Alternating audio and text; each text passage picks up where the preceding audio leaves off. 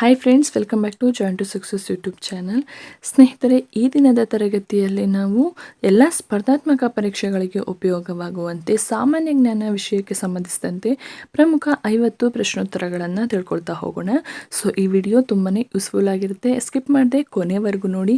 ಅದಕ್ಕಿಂತ ಮುಂಚೆ ಯಾರಾದರೂ ಹೊಸದಾಗಿ ನನ್ನ ಚಾನಲ್ಗೆ ಭೇಟಿ ನೀಡಿದರೆ, ಹಾಗೆ ಇನ್ನು ಯಾರಾದರೂ ಸಬ್ಸ್ಕ್ರೈಬ್ ಆಗದೆ ವಿಡಿಯೋವನ್ನು ನೋಡ್ತಾ ಇದ್ದರೆ ಈ ಕೂಡಲೇ ಸಬ್ಸ್ಕ್ರೈಬ್ ಮಾಡ್ಕೊಳ್ಳಿ. ಹಾಗೆ ಪಕ್ಕದಲ್ಲಿರುವಂತಹ ಬೆಲ್ ಬಟನ್ ಮೇಲೆ ಪ್ರೆಸ್ ಮಾಡಿ. ಬನ್ನಿ, ತಡ ಮಾಡೋದು ಬೇಡ, ವಿಡಿಯೋವನ್ನು ಶುರು ಮಾಡೋಣ. ಇವು ಒನ್ ವರ್ಡ್ ಆನ್ಸರ್ ಕ್ವಶನ್ ಆಗಿದ್ರು ಕೂಡ ತುಂಬಾ ಇಂಪಾರ್ಟೆಂಟ್ ಆಗಿರುತ್ತೆ. ಯಾಕಂದರೆ ಇತ್ತೀಚೆಗೆ ಹೇಳಿಕೆ ರೂಪದಲ್ಲಿ ಅತಿ ಹೆಚ್ಚು ಪ್ರಶ್ನೆಗಳನ್ನು ಕೇಳ್ತಾ ಇರೋದ್ರಿಂದ ಪ್ರತಿಯೊಂದು ಪಾಯಿಂಟ್ ಕೂಡ ನಮಗೆ ತುಂಬಾ ಇಂಪಾರ್ಟೆಂಟ್ ಆಗಿರುತ್ತೆ. ಸೊ ವಿಡಿಯೋನ ಸ್ಕಿಪ್ ಮಾಡದೆ ಕೊನೆವರೆಗೂ ನೋಡಿ. ಮೊದಲನೇ ಪ್ರಶ್ನೆ, ಕರ್ನಾಟಕದ ಅತಿ ದೊಡ್ಡ ಜಿಲ್ಲೆ ಯಾವುದು? ಇದಕ್ಕೆ ಉತ್ತರ ಬೆಳಗಾವಿ. ಕರ್ನಾಟಕದ ಅತಿ ದೊಡ್ಡ ಜಿಲ್ಲೆ ಬೆಳಗಾವಿ. ಹಾಗೆ ಕರ್ನಾಟಕದ ಅತ್ಯಂತ ಚಿಕ್ಕ ಜಿಲ್ಲೆ ಯಾವುದು ಅಂತ ಅಲ್ಲಿ ಕೇಳಲಾಗಿದೆ. ಇದಕ್ಕೆ ಉತ್ತರ ಅತ್ಯಂತ ಚಿಕ್ಕ ಜಿಲ್ಲೆ ಬೆಂಗಳೂರು ನಗರ. ಸೊ ಇದು ಅತ್ಯಂತ ದೊಡ್ಡ ಜಿಲ್ಲೆ ಯಾವುದರಲ್ಲಿ ಅಂತಂದರೆ ವಿಸ್ತೀರ್ಣದಲ್ಲಿ ತಗೊಂಡಾಗ ಬೆಳಗಾವಿ ಅತ್ಯಂತ ದೊಡ್ಡ ಜಿಲ್ಲೆ, ಹಾಗೆ ಬೆಂಗಳೂರು ನಗರ ಅತ್ಯಂತ ಚಿಕ್ಕ ಜಿಲ್ಲೆ ಆಗಿರುತ್ತೆ. ಸೊ ಕರ್ನಾಟಕದ ಯಾವ ಜಿಲ್ಲೆ ಅತಿ ಹೆಚ್ಚು ಉಪವಿಭಾಗಗಳನ್ನು ಹೊಂದಿದೆ? ಇದಕ್ಕೆ ಉತ್ತರ ಬೆಳಗಾವಿ ಕರ್ನಾಟಕದಲ್ಲಿ ಅತಿ ಹೆಚ್ಚು ಉಪವಿಭಾಗಗಳನ್ನು ಹೊಂದಿರುವಂತಹದ್ದು. ಇದರಲ್ಲಿ ಒಟ್ಟು 13 ಉಪವಿಭಾಗಗಳು ಕಂಡುಬರುವಂತಹದ್ದು. ಕರ್ನಾಟಕದ ಧ್ವಜದ ಬಣ್ಣ ಯಾವುದು? ಇದಕ್ಕೆ ಉತ್ತರ ಕೆಂಪು ಮತ್ತು ಹಳದಿ. ಕನ್ನಡ ಧ್ವಜದ ಬಣ್ಣ ಕೆಂಪು ಮತ್ತು ಹಳದಿ. ಉಡುಪಿ ಯಾವ ಜಿಲ್ಲೆಯಲ್ಲಿ ಇದೆ? ಇದಕ್ಕೆ ಸರಿಯಾದ ಉತ್ತರ ಮೈಸೂರು. ಮೈಸೂರು ಜಿಲ್ಲೆಯಲ್ಲಿ ಉಡುಪಿ ಕಂಡುಬರುವಂತಹದ್ದು. ಮುಂದಿನ ಪ್ರಶ್ನೆ, ಮೈಸೂರಿನ ಯಾವ ಮಹಾರಾಜರು ರಾಜ್ಯದ ರಾಜ್ಯಪಾಲರಾದರು? ಇದಕ್ಕೆ ಸರಿಯಾದ ಉತ್ತರ ಮಹಾರಾಜ ಜಯಚಾಮರಾಜೇಂದ್ರ ಒಡೆಯರ್. ಇವರು ಮೈಸೂರು ರಾಜ್ಯದ ಮೊದಲ ರಾಜ್ಯಪಾಲರು. ಮುಂದಿನ ಪ್ರಶ್ನೆ, 7ನೆಯ ಪ್ರಶ್ನೆ, ಕರ್ನಾಟಕದಲ್ಲಿ ಯಾವ ಜಾತಿಯ ಚಿಟ್ಟೆಗಳು ಅತಿ ಹೆಚ್ಚಿನ ಸಂಖ್ಯೆಯಲ್ಲಿವೆ? ಸೊ ಕರ್ನಾಟಕದಲ್ಲಿ ಲೈಕೆನಿಡೆ ಎನ್ನುವಂತಹ ಜಾತಿಯ ಚಿಟ್ಟೆಗಳು ಅತಿ ಹೆಚ್ಚು ಸಂಖ್ಯೆಯಲ್ಲಿ ಕಂಡುಬರುತ್ತವೆ. ಮುಂದಿನ ಪ್ರಶ್ನೆ, ಶಿವಮೊಗ್ಗದ ಅಡ್ಡ ಹೆಸರು ಏನು? ಇದಕ್ಕೆ ಭಾರತದ ಜಲಪಾತಗಳ ಸ್ವರ್ಗ ಅಂತ ಕರೆಯಲಾಗುತ್ತೆ. ಶಿವಮೊಗ್ಗದಲ್ಲಿ ಅತಿ ಹೆಚ್ಚು ಜಲಪಾತಗಳು ಕಂಡುಬರೋದ್ರಿಂದ ಇದಕ್ಕೆ ಭಾರತದ ಜಲಪಾತಗಳ ಸ್ವರ್ಗ ಎನ್ನುವಂತಹ ಅಡ್ಡ ಹೆಸರು ಇದೆ. ಸೊ ಮುಂದಿನ ಪ್ರಶ್ನೆ, 10ನೆಯ ಪ್ರಶ್ನೆ, ಭಾರತೀಯ ವಿಜ್ಞಾನ ಸಂಸ್ಥೆಯನ್ನು ಯಾವಾಗ ಸ್ಥಾಪಿಸಲಾಯಿತು? 1909ರಲ್ಲಿ ಭಾರತೀಯ ವಿಜ್ಞಾನ ಸಂಸ್ಥೆಯನ್ನು ಸ್ಥಾಪಿಸಲಾಯಿತು. ನಿಮ್ಹಾನ್ಸ್ನ ಪೂರ್ಣ ರೂಪ ಏನು? ನಿಮ್ಹಾನ್ಸ್ ಅಂದರೆ national institute of mental health and neuro sciences. ಮತ್ತೊಂದು ಸಲ ಹೇಳ್ತೀನಿ, ನಿಮ್ಹಾನ್ಸ್ನ ಪೂರ್ಣ ರೂಪ national institute of mental health and neuro sciences. ಮುಂದಿನ ಪ್ರಶ್ನೆ, 12ನೆಯ ಪ್ರಶ್ನೆ, BMCRIನ ಪೂರ್ಣ ರೂಪ ಯಾವುದು? BMCRI ಅಂದರೆ ಬೆಂಗಳೂರು ವೈದ್ಯಕೀಯ ಕಾಲೇಜು ಮತ್ತು ಸಂಶೋಧನಾ ಸಂಸ್ಥೆ. BMCRI ಅಂದರೆ Bengaluru medical college and research institution ಅಂತ ಇದರ ಪೂರ್ಣ ರೂಪ.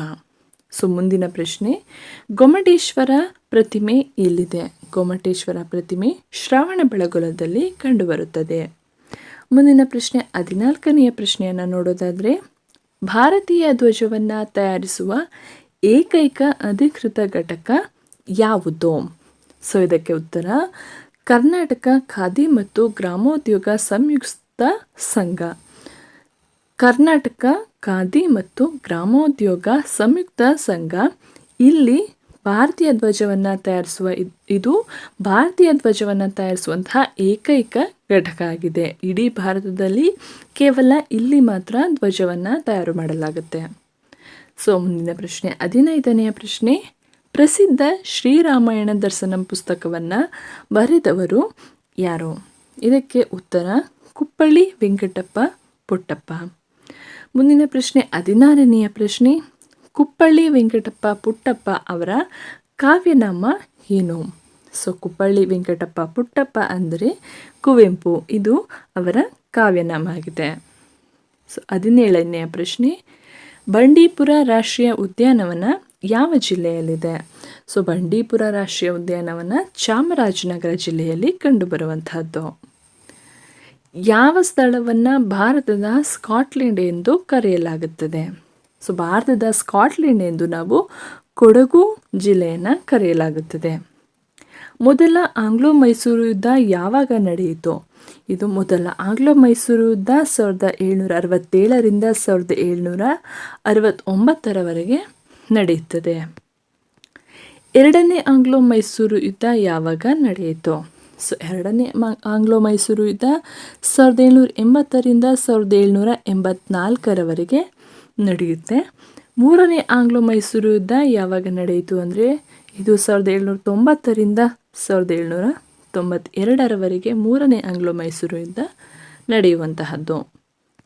ಮುಂದಿನ ಪ್ರಶ್ನೆ, ನಾಲ್ಕನೇ ಆಂಗ್ಲೋ ಮೈಸೂರು ಯುದ್ಧ ಯಾವಾಗ ನಡೆಯಿತು ಅಂದರೆ ಅದು 1799ರಲ್ಲಿ ಬ್ರಿಟಿಷರು ಮತ್ತು ಟಿಪ್ಪುವಿನ ನಡುವೆ ನಡೆದು ಟಿಪ್ಪು ಮರಣ ಹೊಂದುತ್ತಾರೆ. ಸೊ ಅಲ್ಲಿಗೆ ಆಂಗ್ಲೋ ಮೈಸೂರು ಯುದ್ಧ ಕೊನೆಯಾಗುತ್ತೆ. ಮುಂದಿನ ಪ್ರಶ್ನೆ 23ನೇ ಪ್ರಶ್ನೆಯನ್ನು ನೋಡೋದಾದರೆ, ಮೊದಲ ಆಂಗ್ಲೋ ಮೈಸೂರು ಯುದ್ಧದ ಸಮಯದಲ್ಲಿ ಗವರ್ನರ್ ಯಾರಾಗಿದ್ದರು ಅಂದರೆ ಅದು ಕರ್ನಲ್ ಸ್ಮಿತ್ ಆಗಿರ್ತಾರೆ. ಎರಡನೇ ಆಂಗ್ಲೋ ಮೈಸೂರು ಯುದ್ಧದಲ್ಲಿ ಗವರ್ನರ್ ವಾರನ್ ಹೇಸ್ಟಿಂಗ್ಸ್ ಅವರು ಆಗಿರ್ತಾರೆ. ಹಾಗೆ ಮೂರನೇ ಆಂಗ್ಲೋ ಮೈಸೂರು ಯುದ್ಧದ ಸಮಯದಲ್ಲಿ ಗವರ್ನರ್ ಜನರಲ್ ಯಾರಾಗಿರ್ತಾರೆ ಅಂದರೆ ಲಾರ್ಡ್ ಕಾರ್ನ್ವಾಲಿಸ್. ಮತ್ತು ನಾಲ್ಕನೇ ಆಂಗ್ಲೋ ಮೈಸೂರು ಯುದ್ಧದ ಸಮಯದಲ್ಲಿ ಗವರ್ನರ್ ಜನರಲ್ ಲಾರ್ಡ್ ವೆಲ್ಲೆಸ್ಲಿ ಆಗಿರ್ತಾರೆ. ಇದು ಪರೀಕ್ಷಾ ದೃಷ್ಟಿಯಿಂದ ತುಂಬ ಇಂಪಾರ್ಟೆಂಟ್. ಸೊ ಪ್ರತಿ ಒಂದು ಪ್ರಶ್ನೆ ಪತ್ರಿಕೆಗಳಲ್ಲೂ ಕೂಡ ಇದರ ಮೇಲೆ ಒಂದು ಕ್ವಶನ್ಸ್ ಇದ್ದೇ ಇರುತ್ತೆ. ಸೊ ಇದು ಇಂಪಾರ್ಟೆಂಟ್ ಆಗಿರುತ್ತೆ. ಮುಂದಿನ ಪ್ರಶ್ನೆ 27ನೆಯ ಪ್ರಶ್ನೆ, ಟಿಪ್ಪು ಸುಲ್ತಾನನ ಸಮಾಧಿಯ ಹೆಸರೇನು?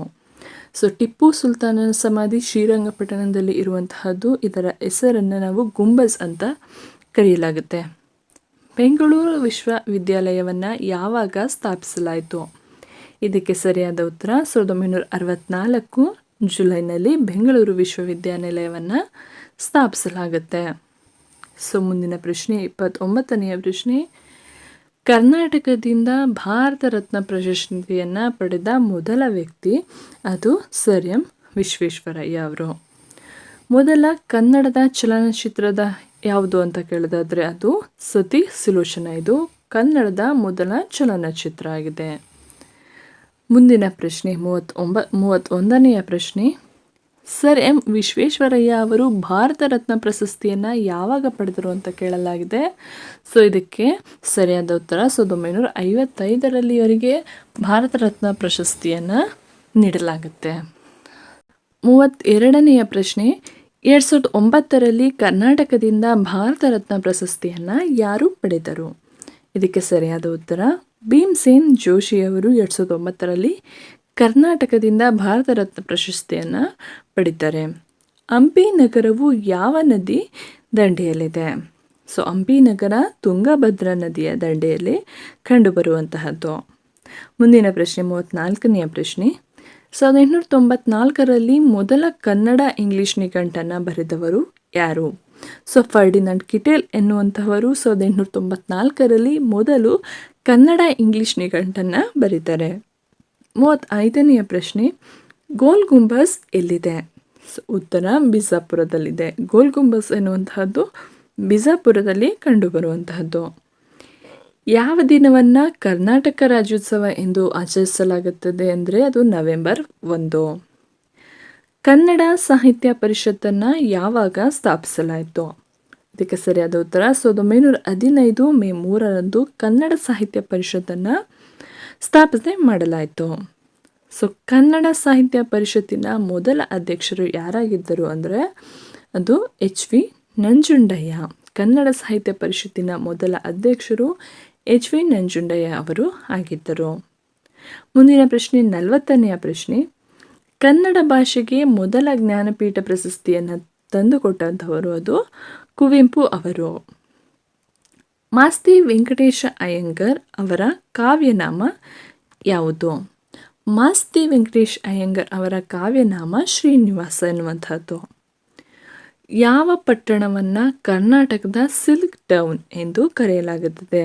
ಕರ್ನಾಟಕದ ರೇಷ್ಮೆ ನಗರ ಅಂತ ರಾಮನಗರವನ್ನು ನಾವು ಕರೆಯುತ್ತೀವಿ. ಮುಂದಿನ ಪ್ರಶ್ನೆ 43ನೆಯ ಪ್ರಶ್ನೆ, ಕರ್ನಾಟಕದಲ್ಲಿ ಸ್ವಾತಂತ್ರ್ಯ ಘೋಷಿಸಿದ ಮೊದಲ ಗ್ರಾಮವನ್ನು ಹೆಸರಿಸಿ ಅಂತ ಇದೆ. ಉತ್ತರ ಈಸೂರು. ಕರ್ನಾಟಕದಲ್ಲಿ ಮೊದಲು ಸ್ವಾತಂತ್ರ್ಯವನ್ನು ಘೋಷಿಸಿಕೊಂಡ ಅಂತಹ ಹಳ್ಳಿ ಅದು ಯಾವುದಂದರೆ ಈಸೂರು. ಸೊ ಮುಂದಿನ ಪ್ರಶ್ನೆ 44ನೆಯ ಪ್ರಶ್ನೆ. ಕನ್ನಡಕ್ಕಾಗಿ ಮೊದಲ ಸಾಹಿತ್ಯ ಅಕಾಡೆಮಿ ಪ್ರಶಸ್ತಿಯ ವಿಜೇತರು ಯಾರು ಎಂದರೆ ಅದು ಕುವೆಂಪು ಅವರು. ಸೊ ಕುವೆಂಪು ಅವರು ಕನ್ನಡದಲ್ಲಿ ಜ್ಞಾನಪೀಠ ಪ್ರಶಸ್ತಿ, ಕೇಂದ್ರ ಸಾಹಿತ್ಯ ಅಕಾಡೆಮಿ ಪ್ರಶಸ್ತಿ, ಸಾಹಿತ್ಯ ಅಕಾಡೆಮಿ ಪ್ರಶಸ್ತಿ ಎಲ್ಲ ಪ್ರಶಸ್ತಿಗಳನ್ನು ಮೊದಲು ಪಡೆದಂಥವರು ಅದು ಕುವೆಂಪು ಅವರು ಆಗಿರ್ತಾರೆ.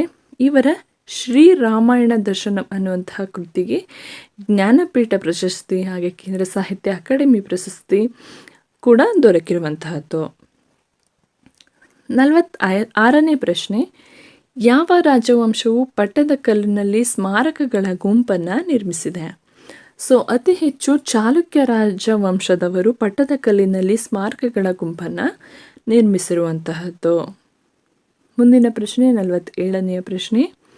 ಉತ್ತರ ಕರ್ನಾಟಕದಲ್ಲಿ ಕೃಷ್ಣಾ ನದಿಯ ಮೇಲಿರುವ ಆಲಮಟ್ಟಿ ಅಣೆಕಟ್ಟಿನ ಇನ್ನೊಂದು ಹೆಸರು ಏನು?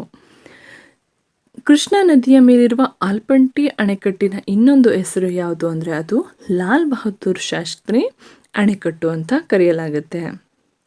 ಮುಂದಿನ ಪ್ರಶ್ನೆ 48ನೆಯ ಪ್ರಶ್ನೆ. ಕರ್ನಾಟಕ ವಿಧಾನಸಭೆಯ ಮೊದಲ ಮಹಿಳಾ ಸ್ಪೀಕರ್ ಯಾರು? ಸೊ ಕರ್ನಾಟಕದ ವಿಧಾನಸಭೆಯ ಮೊದಲ ಮಹಿಳಾ ಸ್ಪೀಕರ್ KS ನಾಗರತ್ನಮ್ಮ. ಮುಂದಿನ ಪ್ರಶ್ನೆ 49ನೆಯ ಪ್ರಶ್ನೆ.